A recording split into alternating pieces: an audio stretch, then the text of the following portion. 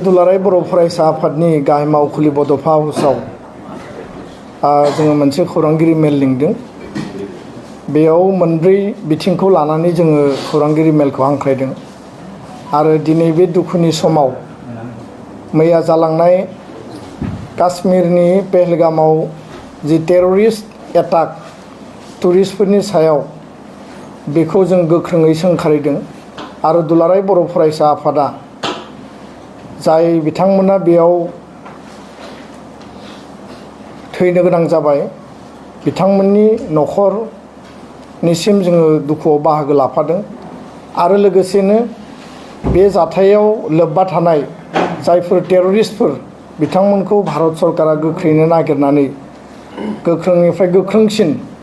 जाहाथे साजा होयो बिनि थाखाय जोङो दाबि दैखांबाय। नैथियाव दुलाराय बर' फरायसा आफादा गोथौयै दुखु मोननाय फोरमायदों जे बर'नि सासे गागि महरगिरि सासे पपुलार एक्टर बेहारबारि आउटपोस्ट बे फैलाव बसुमतारी बिथाङा मैया मोनाबिलियाव हरखाबै बिथाङा रुंसारि जादों आरो बिथांनि रुंसारिखौ मिथिनानै जों दुखु मोननाय फोरमायबाय। बिथांनि जिउमाया सोरगोआव आलो गोजोनै थायो बिनि थाखाय आफा इसोरनियाव आरज गाबदों आरो बे दुखुनि समाव जों न'खरजों बाहागो लाफाबाय। आफादनि दाबि बायदियै थांनाय 6 डिसेम्बर 2024 पार्लियामेन्ट हाउसाव भारतनि न'खर मन्थ्रि अमित शाह बिथांखौ जों लोगो हमदोंमोन आरो बे लोगो हमनायनि समाव दुलाराय बर' फरायसा आफादा एकर्ड इमप्लिमेन्टेशनजों लोगोसे बड'फानि मुङै आलादा मोनसे मेम'रेन्डाम जों होदोंमोन जे बड'फानि मुङै गोदान दिल्लीयाव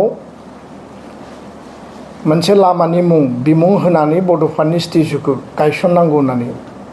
आरो भारतनि न'खर मन्थ्रि बिथाङा 57थि दुलाराय बर' फरायसा आफादनि कनफारेन्सआव दतमायाव फैनानै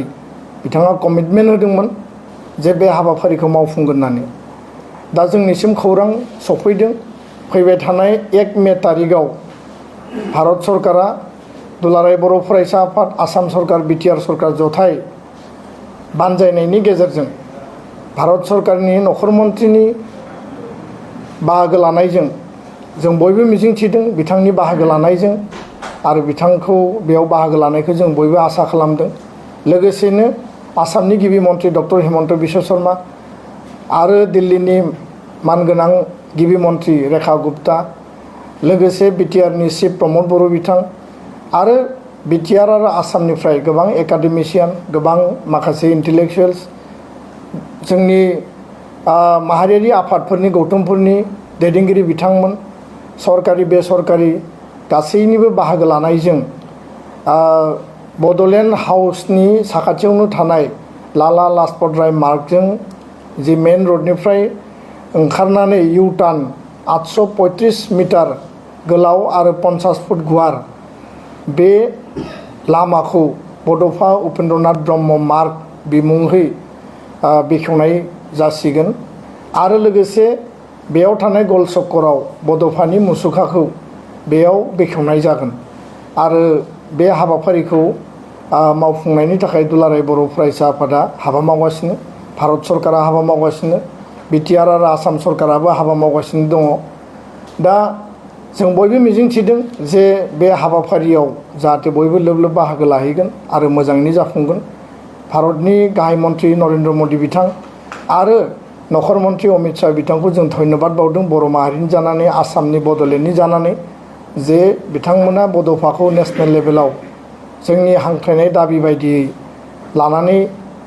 एस्टाब्लिश खालामनाय आरो बे मर्यादाखौ होनायनि थाखाय जों गोसो गोरबोजों साबायखर बावदों। स्निथि बोसोरसालिया जथुम्मानि जोबथा आरो आद्रा थानाय जि एडजर्न जानाय जोंनि जि लास्ट डेलिगेट सिटिंमोन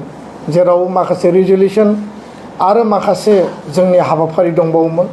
आरो दुलाराय बर' फरायसा आफादनि आथिखालनि जि मावसम बे एग्जिकिउटिभ बडिखौ मिरुनि एग्जिकिउटिभ बडिखौ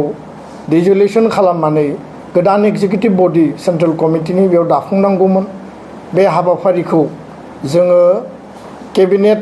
जोंनि सावरायनाय बायदि 27 एप्रिल 2025 जोङो थि खालामदोंमोन बड'लेण्ड मुलुगसोलोंसालिनि अडिट'रियामाव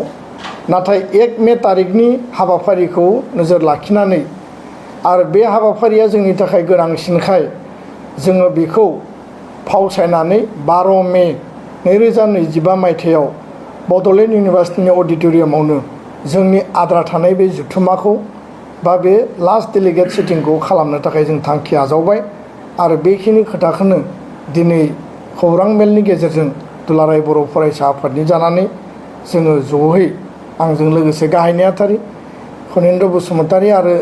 जोंनि PRS सोमदोन ब्रह्म जों बयबो बे खौरां मेलनि गेजेरजों बयखौबो मिथिहोबाय। गोजोन्थों।